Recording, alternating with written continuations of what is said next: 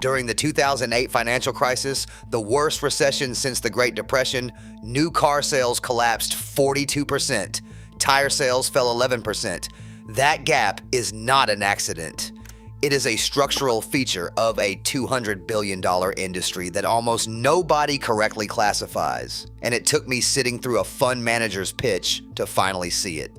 He was walking us through his recession-resistant portfolio. Utilities, healthcare, consumer staples, the usual list. Someone in the back asked about the auto sector, and the manager waved it off without blinking.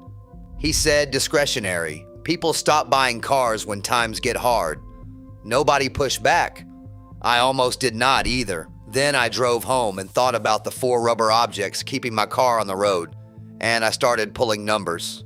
The assumption that automotive equals discretionary is so widely held that it rarely gets examined.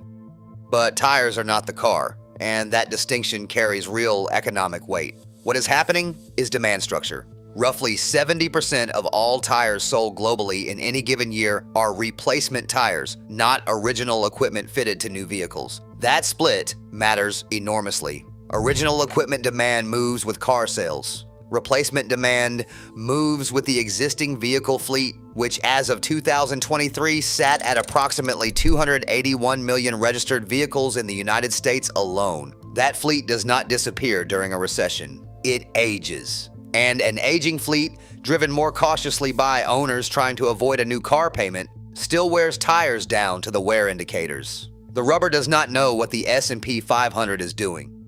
The average American drives roughly 13,000 miles per year. A standard all-season tire carries a tread wear rating corresponding to somewhere between 50 and 60,000 miles under normal driving conditions. And that federal uniform tire quality grading standard exists specifically to give consumers a regulated reference point for replacement timing. That math produces a replacement interval of approximately 4 to 5 years, regardless of the economic cycle. The Bureau of Transportation Statistics has tracked vehicle miles traveled through every recession since 1970. In only one of those recessions, 2008, the deepest one, did vehicle miles traveled actually decline year over year. And even then, the drop was under 4%. Every other downturn showed flat or continued growth in miles driven. People do not stop commuting because the economy slows. They stop buying discretionary items. Getting to work is not discretionary. And if you have been watching the news cycle this year, you have probably been running mental calculations on your own financial exposure. The question is not whether a slowdown affects consumption broadly, because it clearly does. The question is which categories have floor demand that persists regardless. Tire demand has a floor, and that floor has a specific mechanism: safety regulation.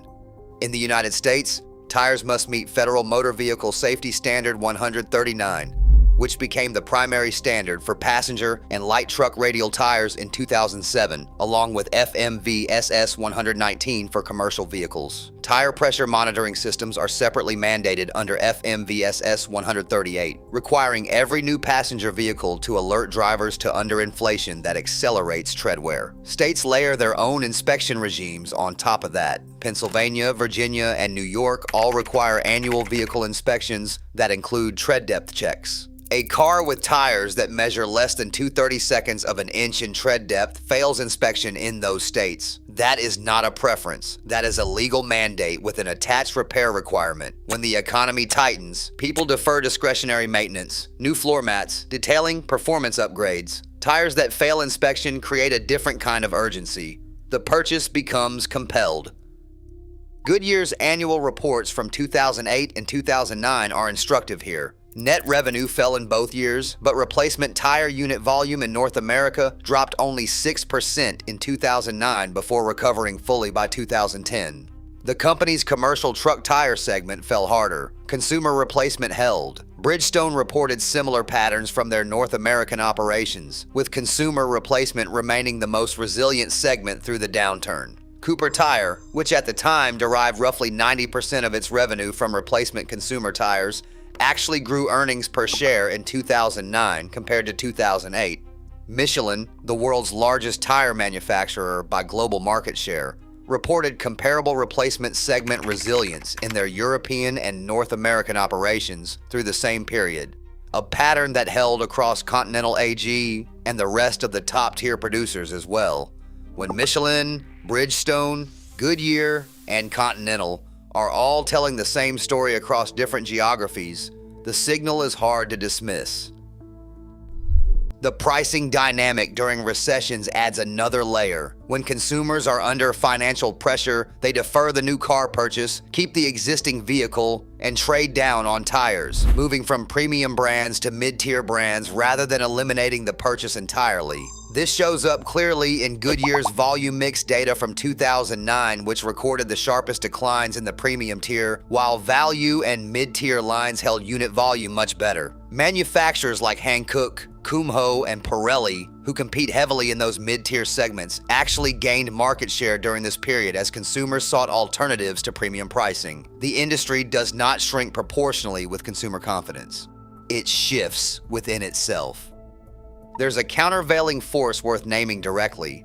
Tariffs on imported tires and on raw materials, including natural rubber sourced primarily from Thailand and Indonesia, synthetic rubber, steel cord, and carbon black create real cost pressure that squeezes margins, regardless of demand resilience. The tire industry's supply chain runs through Southeast Asian rubber plantations and petrochemical markets, and when input costs spike, even industries with resilient demand get squeezed. Goodyear's gross margin fell from roughly 14% in 2019 to under 8% in 2022, driven substantially by raw material inflation. Demand held. Profitability did not.